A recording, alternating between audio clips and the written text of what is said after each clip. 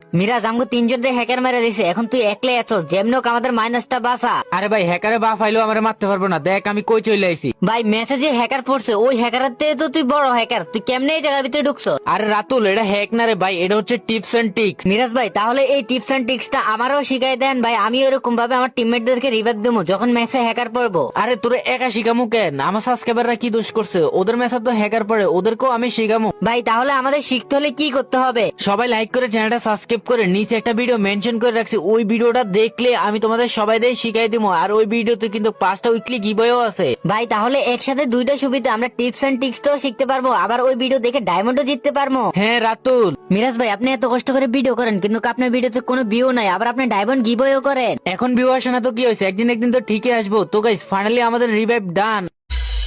बुलबुला रे बुलबुला मुझको बाहों में सुला खो के मेरी आशिकी में सारी दुनिया को भुला बचाओ